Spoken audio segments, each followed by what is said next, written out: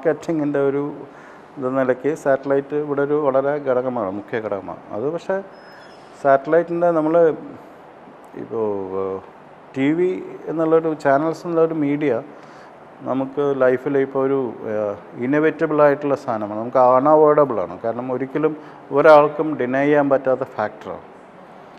അപ്പോൾ അത് അത്രയും ഡീപ്പായിട്ട് നമുക്ക് റൂട്ടഡ് ആയിട്ടുള്ളത് കൊണ്ട് തന്നെ നമ്മൾ അതും ഇതും സെപ്പറേറ്റ് ചെയ്യാൻ പറ്റില്ല. അത് നേരത്തെ ഉണ്ടായിരുന്ന എഗൈൻ ഒരു സെപ്പറേഷൻ നമ്മളിത് ചെയ്യുന്നതിൻ്റെ പ്രശ്നമായിരുന്നു എനിക്ക് തോന്നുന്നു. ഇത് നാച്ചുറലി രണ്ടും ഇങ്ങനെ ഒന്നിച്ച് പോകേണ്ട ഒരു അവസ്ഥയിലാണ് നമ്മളിപ്പോൾ ഉള്ളത്. അത് അങ്ങനെ തന്നെ സംഭവിക്കും. കാരണം എൻ്റർടൈൻമെൻറ്റ് ഇതായാലും രണ്ട് മീഡിയാസും ഉപയോഗിക്കുന്ന ഈ സെയിം സാധനങ്ങൾ ഏരിയാസ് ഉണ്ട്. അപ്പോൾ അത് സാറ്റലൈറ്റ് നമ്മൾ ഡിനൈ ചെയ്യാൻ പറ്റാതെ. പിന്നെ ഈ ഇതിൻ്റെ മാർക്കറ്റിൽ വരുന്ന ഫ്ലക്ച്വേഷൻസ് അത് പിന്നെ നമുക്ക് നാച്ചുറലായിട്ടുള്ള വരുന്ന കുറേ ഒക്കറൻസസ് ആണ്. അതിനെ എങ്ങനെ ജഡ്ജ് ചെയ്യാന്ന് വെച്ചാൽ ഇപ്പോൾ ഞാൻ പറഞ്ഞ മാതിരി ഇതൊന്നും ഞാൻ അങ്ങനെ വളരെ ഇതായിട്ട് നമുക്ക് അടിച്ചുറപ്പിച്ച് പറയാൻ പറ്റില്ല. കാരണം കുറേ നമ്മളറിയാത്ത കാര്യങ്ങൾ പലതുണ്ട്, നമ്മൾ അറിഞ്ഞ കാര്യങ്ങളുണ്ട് പലതും.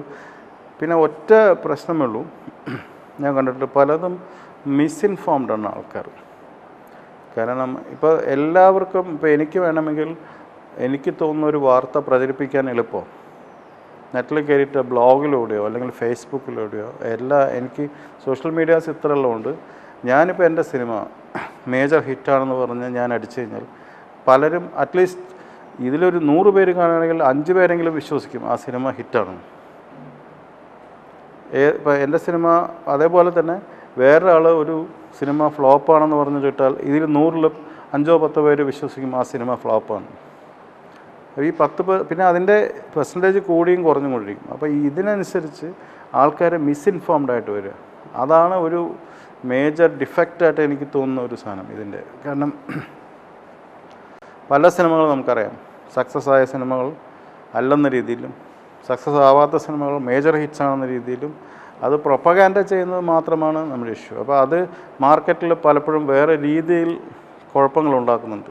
അത് മാത്രം റിയലിസ്റ്റിക് ആയാൽ പ്രശ്നമൊന്നുമില്ല. സിബിചാനൻ പറഞ്ഞത് ഞാൻ കോൺട്രഡിക്റ്റ് ഒന്നുമില്ല. പക്ഷേ സിനിമ എന്നുള്ളത് എനിക്ക് തോന്നുന്നു ഇതൊക്കെ നമുക്ക് നമ്മളുടെ മാർക്കറ്റിങ് അല്ലെങ്കിൽ നമുക്ക് ആൾക്കാരുടെ റീച്ചിനെ എൻഹാൻസ് ചെയ്യുന്നതാണ് ഈ എല്ലാ സോഷ്യൽ മീഡിയാസും. മറ്റേത് ഒരു സിനിമ ഇറങ്ങിയിട്ട് ആ സിനിമ നല്ലതാണെങ്കിൽ ഈ വേർഡ് ഓഫ് മൗത്തിലൂടെ തന്നെയാണ് അത് പലപ്പോഴും ഹിറ്റാവുന്നത്, അല്ലേ? എനിക്ക് തോന്നുന്ന അതാണ്. കാരണം ഇപ്പോൾ വെള്ളിമൂങ്ങ എന്നൊരു സിനിമ അങ്ങനെ ഇപ്പോൾ ഭയങ്കര ഹിറ്റായതിന് ആൾക്കാർ പറഞ്ഞ് ഒരാൾ പറഞ്ഞ് മറ്റേ അതിങ്ങനെ പണ്ട് റിപ്ലൈ പറഞ്ഞമാർ ഒരാൾ 12 മിനിറ്റ് വേറൊരാൾക്ക് പറഞ്ഞ ലോകം മോർണിംഗ് ആകുമ്പോഴേ എല്ലാവരും അറിയുമെന്ന് പറയുന്ന പോലെ ഇപ്പോഴത്തെ പോപ്പുലേഷൻ വെച്ച് ചിലപ്പോൾ അറിയില്ലായിരിക്കും. പക്ഷേ എന്ന് വെച്ചാൽ ഈ വേർഡ് സ്പ്രെഡ് ആവുന്നതും ഒരു പടം ഹിറ്റാവുന്നതും ഒരു മീഡിയം നമ്മളിതിനൊക്കെ ഒരു സപ്പോർട്ട് ചെയ്യാം.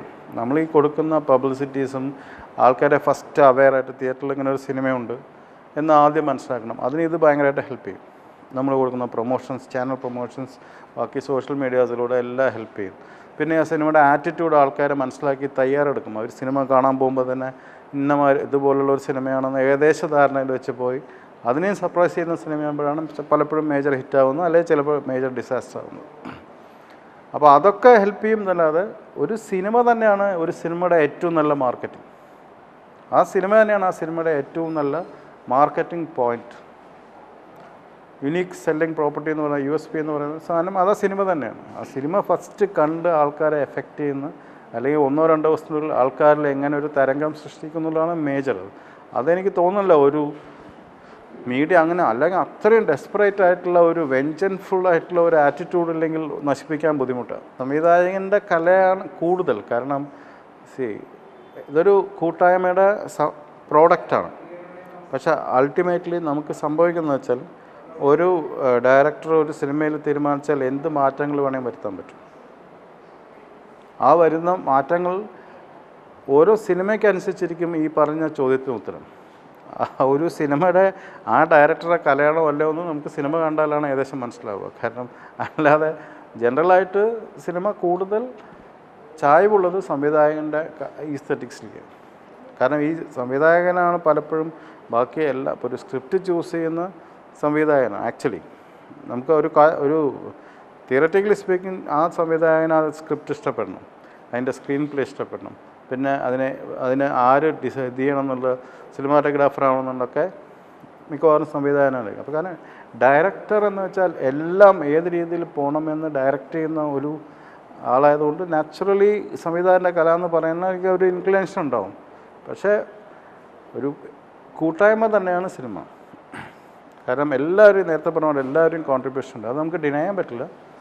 ക്രെഡിറ്റ് വൈസ് സംവിധായകൻ്റെ കലയായിട്ട് തന്നെ മാറും.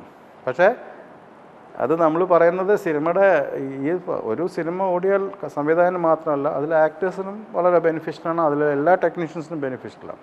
സിനിമയിൽ വരുന്നതിന് മുമ്പ് തന്നെ ഞാൻ, കാരണം ബ്രദേഴ്സ് സിനിമയിലുണ്ടായതുകൊണ്ട് പലപ്പോഴും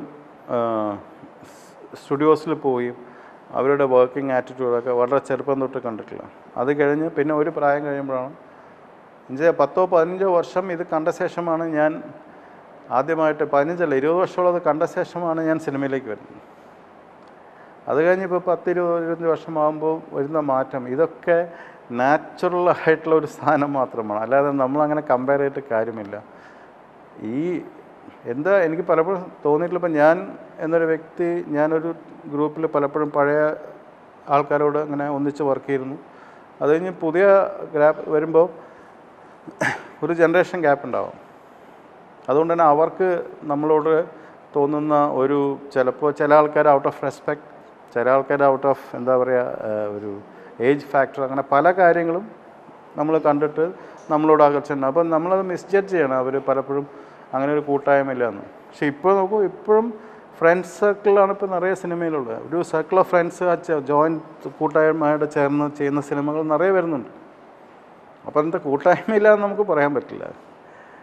എനിക്ക് തോന്നുന്നു ഇപ്പോഴത്തെ ആൾക്കാർ, എനിക്ക് ഈവൻ നമ്മുടെ നാച്ചുറലായിട്ടുള്ള സോഷ്യൽ വാല്യൂസ് തന്നെ ഫ്രണ്ട്ഷിപ്പിന് വളരെയധികം ഇമ്പോർട്ടൻസ് തോന്നുന്നുണ്ട്. ഇപ്പം പണ്ടത്തെ ഈ ഫാമിലി റിലേഷൻഷിപ്പിൻ്റെ അത്രയും തന്നെ സ്ട്രെങ്ത്ത് ഫ്രണ്ട്ഷിപ്പിന് വന്നിട്ടുണ്ട്. അപ്പോൾ അതുകൊണ്ട് അത് കൂട്ടായ്മയില്ല എന്ന് നമുക്ക് ഒരിക്കലും പറയാൻ പറ്റില്ല. ഇപ്പോഴുള്ള എനിക്ക് നേരിട്ട് പരിചയമുള്ള ആൾക്കാർ പലരും വളരെ ക്ലോസ് ഫ്രണ്ട്സാണ് സിനിമയിൽ തന്നെ. അവരുടെ കൂട്ടായ്മയാണ് പല സിനിമകളും. ഒരു പ്രൊഡ്യൂസർ എന്ന നിലയ്ക്ക് ഇപ്പോൾ ഒരു പടം ചിലപ്പോൾ പെട്ടെന്ന് ചെയ്യാനൊരു ചാൻസ് ഉണ്ട്. അതിൻ്റെ സംസാരങ്ങൾ ഇപ്പോൾ നടന്നുകൊണ്ടിരിക്കുക, ഒരാഴ്ചക്കുള്ളിൽ നടക്കും. പിന്നെ ഡയറക്ടർ എന്ന നിലയ്ക്ക് കാരവൻ എന്നൊരു സിനിമ ഞാൻ ഡയറക്റ്റ് ചെയ്യുന്നുണ്ട്. അതിൽ എൻ ഫഹദും ബിജു മേനോനും അവർ രണ്ടുപേരും മെയിനായിട്ടുള്ള സിനിമയാണ് കാരവൻ. രാജീവ് നായർ ഓർഡിനറിയുടെ പ്രൊഡ്യൂസർ, അദ്ദേഹത്തിൻ്റെ സ്ക്രിപ്റ്റ്, അദ്ദേഹം ലിറിസിസ്റ്റ് കൂടിയാണ്, അദ്ദേഹത്തിൻ്റെ സ്ക്രിപ്റ്റാണത്. പ്രൊഡ്യൂസർ ഡയറക്ടർ സിദ്ദീഖിൻ്റെ ബ്രദർ സാലി എന്ന് പറഞ്ഞിട്ട്. അപ്പോൾ ജൂലൈ. പിന്നെ അത് കഴിഞ്ഞാൽ ദിലീപിനെ വെച്ച് ഡയറക്റ്റ് ചെയ്യുന്ന ഒരു പടം.